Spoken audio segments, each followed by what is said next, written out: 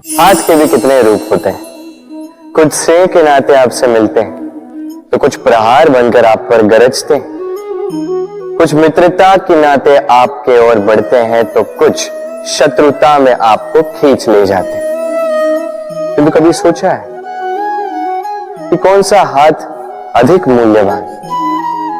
जब आप सफल होते हैं, जब आप शुभ कर्म करते हैं, तब कुछ हाथ आपके लिए तालियां बजाते हैं और कुछ हाथ ऐसे होते हैं जो आपके कंधे पर रखे जाते हैं जब आप जीवन में सबसे अधिक असफल होते हैं, जब आप टूट जाते हैं। ये तालियां बजाने वाले ये हाथ, आपकी प्रशंसा करने वाले ये हाथ, इससे कहीं अधिक मूल्यवान है वो हाथ जो आपको तब सहारा देते हैं जब आप वो समय व्यतीत कर रहे हैं जो कोई नहीं करना चाहता।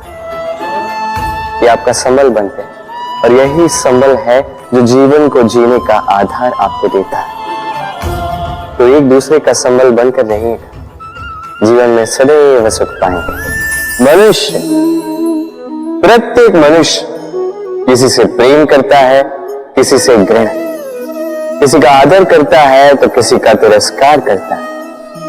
मनुष्य कुछ भी हो सकता है, स्वस्थ हो सकता है, रोगी हो सकता है, धनी हो सकता है, निर्धनी हो सकता है, मित्र हो सकता है, शत्रु भी हो सकता है, पर कुछ नहीं हो सकता तो अस्पर्श, छुआछूत ईश्वर की दृष्टि में सबसे बड़ा पाप है।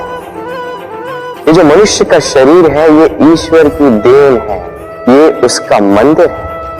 हर शरीर में ब्रह्मा जी निवास करते हैं, तो इस शरीर का अपमान करना, इसे छूने से भी कतराना,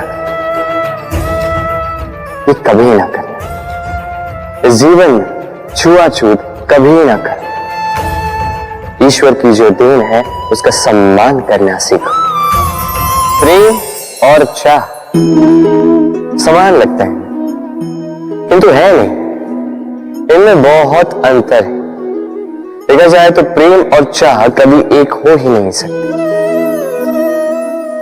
अब यदि मैं आपको उदाहरण दूं, यदि आप इस पुष्प को चाहते हैं तो आप इसे इसकी डाली से तोड़कर अपने पास रखें, किंतु यदि आप इससे प्रेम करते हैं तो आप प्रतिदिन आकर इसकी जड़ों को जल देंगे ताकि ये और खिले।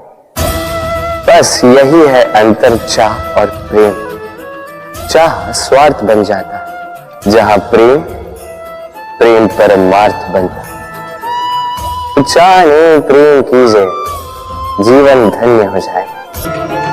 और मेरे साथ प्रेम से कहिए, राधे राधे।